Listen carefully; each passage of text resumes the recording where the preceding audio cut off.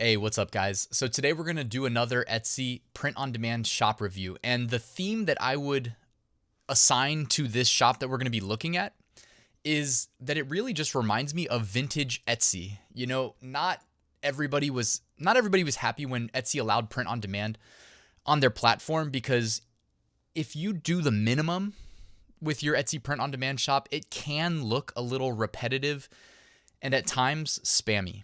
And we know there's a whole bunch of like IP infringement going on Etsy. It's crazy, but they don't seem to care. But this shop that we're going to look at just reminds me of that vintage, handmade Etsy look and feel, which is a testament to the shop owner, because, you know, this is what Etsy, I mean, I don't know. I'm not like the biggest Etsy shopper in the world, but I have spent quite a bit of time on there since I was selling on there for years. And to me, like, this blends right in with what you're used to seeing on Etsy, even though it is print on demand. So let's get started and I'll show you what I'm talking about. Real quick before we get started, quick reminder, I run a weekly print on demand giveaway. 2 winners are selected every Sunday, so that'll be tomorrow. This week sponsored by Flying Research, print on demand research tools, AutomatePOD, print on demand design, creation, automation, and All American Graphics premium pre-made graphics. You can enter for free using the link in the description. Also in the description, you'll find a link to my 8-day print on demand mini course and my print on demand Facebook community. All right, let's take a look at Just Travelous Designs on Etsy. All right, so here is the shop. I'll link to it in the description too in case you want to check it out, but it's called Just Travelous Designs. I love the like look and feel. Again, it's got that like vintage handmade Etsy spirit, you know. The header image is the name of the shop. I think that looks great. Even the font selection and just the casual like brush stroke of color behind it. Nice color contrast there too. They've also got the name of the shop in their profile picture as well. So I think that looks really nice. Average 5-star review. That always looks good and increases customer faith in your shop. They say your go-to travel company and more. So, and then also look at how they're using their announcement space. COVID-19 update. We would like our customers to know in advance that shipping is estimated to take approximately 6 days due to COVID-related issues.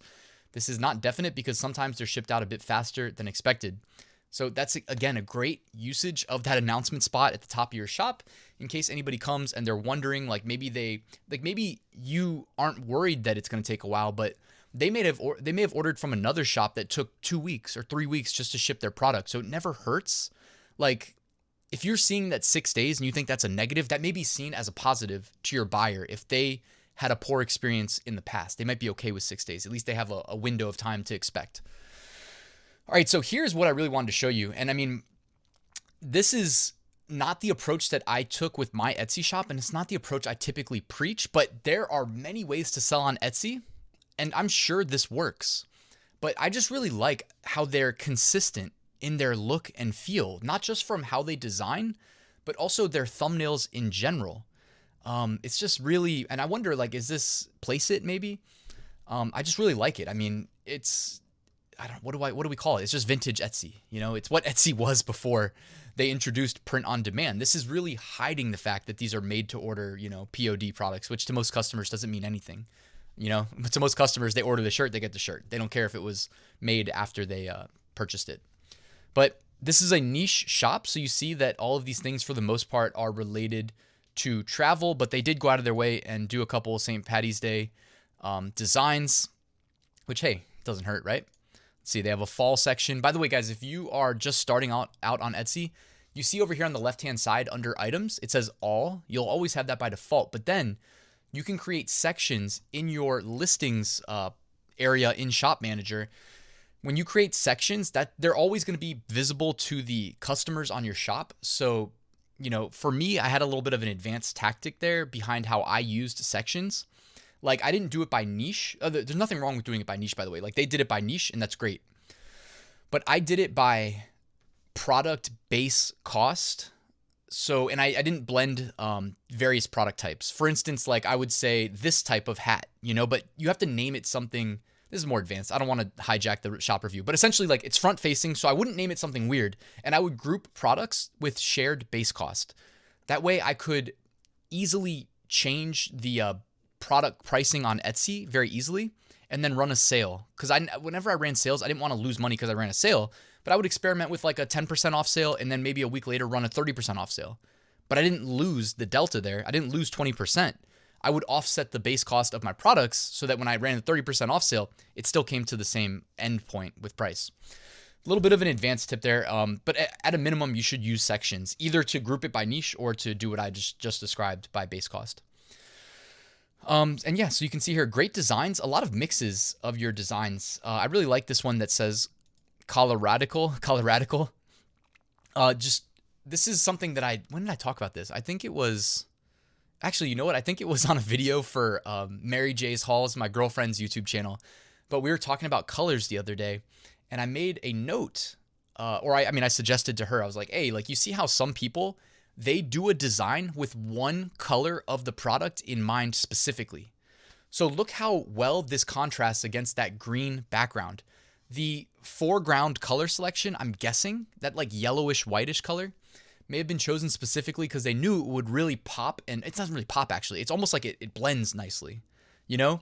But then this brings me to the other side of it, which is this is just my personal approach. When I'm designing for a sale online, I want the contrast to be bold. I want it to grab your attention. You know, like this product in real life is probably awesome. Like it's probably better than anything I've designed. The only difference is like, I don't know if someone is just going to scroll right past this in search results, even though it's amazing as far as the actual product goes.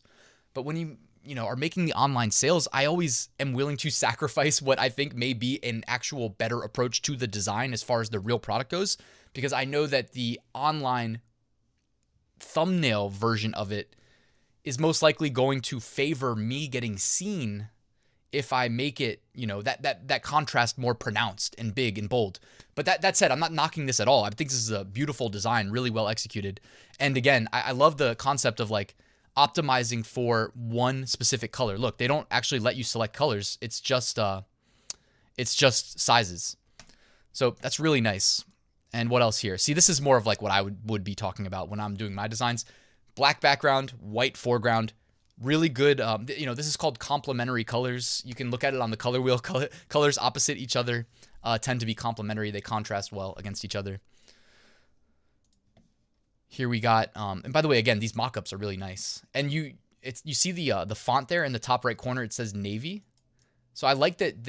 Is that a font that really looks handwritten with like a Sharpie or something? But I love that it's like consistent throughout your shop. You see that it says Heather Forest here. But if we go back to the shop, notice it's the same font in their banner and in their profile picture there. So to me, it's just a really well executed shop. If this is your first time on Etsy, then bravo, you know, because you really had some foresight to like plan this all out and make it so consistent. You know, it really is like, this is not how I had my Etsy shop at all. I think your Etsy shop is way better than mine. But, you know, the strategy that I was going for was not for people to ever even see my shop. It was really like, hey, I'm going to be in all these different niches. Search, click me, add to cart, check out. And that was really what I optimized for. And I was optimizing to stand out in search results. Whereas like this, you know, I could look at the shop all day. It just all flows together so nicely. You got a camper mug there. I wonder, that looks really nice too. It says happy camper mug. Nice. So yeah, that's pretty much it. They're offering $25, but free shipping. This is just my personal opinion, but like I used to always charge shipping. I mean, I experimented with about half my t-shirts for a while doing free shipping and half my t-shirts doing shipping on top of the base cost of the shirts. And I didn't see a difference. So I always charged shipping. I mean, $25 for a mug is a lot, or maybe it's not. I don't know. I know people on Etsy are willing to pay a little bit extra. So I feel like I'm rambling at this point. One thing that I would say though, low-hanging fruit thing that you can change really easily is instead of charging $25 flat, you know, like charge $24.99. An example of when you may want to charge $25 flat is if you're on like Amazon merch, and if you add that extra penny in, then people who don't have Amazon Prime get free shipping. So in that case, $25 flat.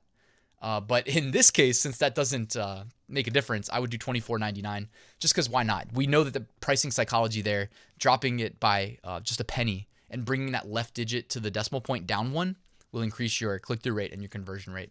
Also, are you running a sale? I always say run a sale, run a sale. Yeah, see, you're not running a sale. You know, it takes 2 seconds to run a sale. Like for me, I would run a sale every 2 days. That way, when you click the listing, you see a countdown, a timer. Like sale ends in, and it adds that urgency. But if you're not that active, then run a sale for a month. You can literally set a month-long sale. Just do that.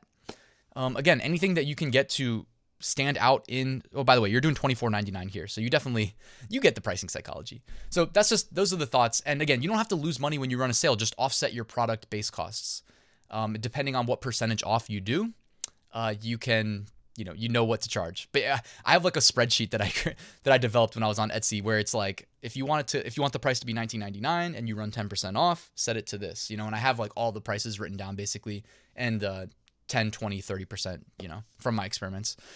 So yeah, I think that's pretty much it. Well done with this shop, and I hope that you get a lot more sales. I think you deserve them.